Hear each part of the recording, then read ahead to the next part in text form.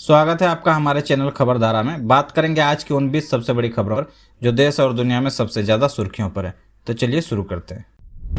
प्रधानमंत्री नरेंद्र मोदी ने 13 नवंबर को राष्ट्रीय कवि बंकिम चंद्र चटर्जी की विरासत के सम्मान में एक साल भर चलने वाले समारोह का उद्घाटन किया। यह समारोह 1875 में उनकी रचना की स्मृति में आयोजित किया जा रहा है। इसका उद्देश्य पूरे देश में सांस्कृतिक, शैक्षिक और संगीत कार्यक्रमों के माध्यम से उनकी साहित्यिक और राष्ट्रीय विरासत को बढ़ावा देना है। देश के पूर्वोत्तर क्षेत्र की पर्यटन क्षमता को दुनिया के सामने लाने के लिए भारत ने सिक्किम के गंगटोक में 13वें अंतर्राष्ट्रीय पर्यटन मार्ट की मेजबानी की। इस मार्ट में विभिन्न देशों के प्रतिनिधि और टूर ऑपरेटर शामिल हुए, जिससे इस क्षेत्र में पर्यटन को बढ़ावा मिलने की उम्मीद है। बिहार विधानसभा चुनाव की मतगणना से ठीक पहले राज्य के दो प्रमुख गठबंधन एनडीए और महागठबंधन दोनों ने ही पूर्ण बहुमत हासिल करने का दावा किया है। दोनों खेमों में आत्मविश्वास की लहर है, जबकि एग्जिट पोल के आंकड़े मिश्रित संकेत दे रहे हैं। दिल्ली के ऐतिहासिक लाल किले के पास हुए विस्फोट की जांच को अब राष्ट्रीय जांच एजेंसी एनआईए को सौंप दिया गया है। गृह मंत्रालय के इस कदम से संकेत मिलता है कि सरकार इस घटना को एक संभावित आतंकी कृत्य मान रही है। एनआईए अब इस विस्फोट के पीछे की साजिश और बाहरी कनेक्शन की गहन जांच करेगी। पंजाब संशोधित भारत नेट स्कीम को राज्य भर में पूरी तरह से लागू करने वाला देश का पहला राज्य बन गया है। इस योजना का उद्देश्य ग्रामीण क्षेत्रों तक तेज और विश्वसनीय इंटरनेट कनेक्टिविटी पहुंचाना है। पंजाब की इस उपलब्धि से पूरे देश में डिजिटल कनेक्टिविटी को बढ़ावा मिलेगा। केरल के कोझिकोड और पड़ोसी जिलों में निपा वायरस के कुछ नए मामले सामने आने के बाद राज्य सरकार ने सार्वजनिक स्वास्थ्य आपातकाल घोषित करते हुए हाई अलर्ट जारी कर दिया है। सरकार ने संक्रमण को फैलने से रोकने के लिए सख्त निगरानी और रोकथाम के उपाय लागू कर दिए हैं।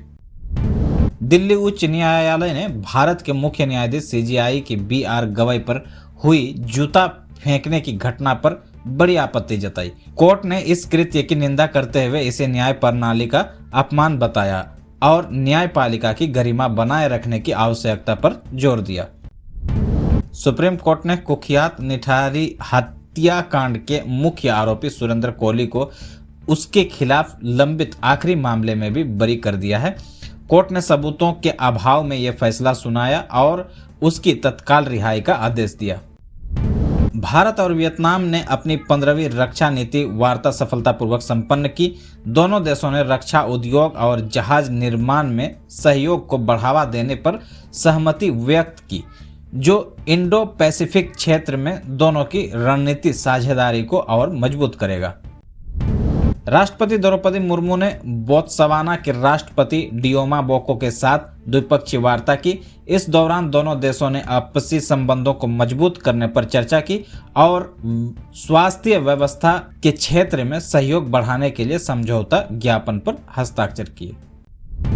हालिया आंकड़ों के अनुसार देश की रूरल इन्फ्लेशन नकारात्मक हो गई है। इस गिरावट के बाजार और उद्योग जगत में ये उम्मीद बढ़ गई है कि भारतीय रिजर्व बैंक यानी आरबीआई आगामी मौद्रिक नीति समीक्षा में ब्याज दरों में कटौती कर सकता है, जिससे अर्थव्यवस्था को बढ़ावा मिलेगा। महाराष्ट्र सरकार ने राज्य की सहकारी और निजी चीनी मिलों की वित्तीय स्थिति को मजबूत करने के लिए एक नई प्रोत्साहन योजना की घोषणा की है। इस योजना का उद्देश्य चीनी उत्पादन की गुणवत्ता और मिलों की स्थिरता को सुनिश्चित करना है।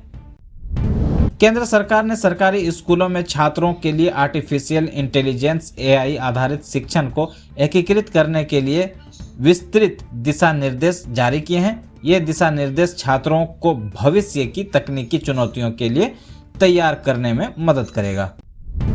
तेलंगाना के मुख्यमंत्री ने राज्य में महिलाओं के लिए शुरू की गई मुफ्त बस यात्रा योजना की प्रगति की समीक्षा की।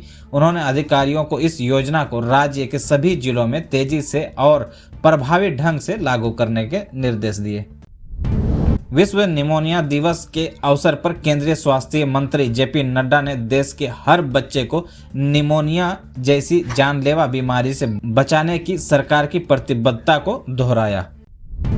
बाजार नियामक सेबी ने म्यूचुअल फंड निवेशकों की सुरक्षा बढ़ाने के लिए नए और रिस्क डिस्क्लोजर नियम पेश किए हैं। इन नियमों को अगले महीने से लागू किया जाएगा।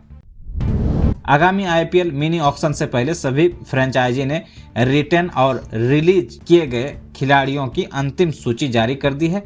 कई बड़े नाम इस बार ऑक्शन पूल में शामिल हो सकते हैं। राष्ट्रीय राजधानी दिल्ली और एनसीआर क्षेत्र में वायु प्रदूषण का स्तर एक बार फिर गंभीर श्रेणी में पहुंच गया है। स्थिति की गंभीरता को देखते हुए ग्रेडेड रिस्पांस एक्शन प्लान के सबसे सख्त चरण को लागू कर दिया गया है, जिसमें कई निर्माण गतिविधियों पर रोक लगा दी गई है।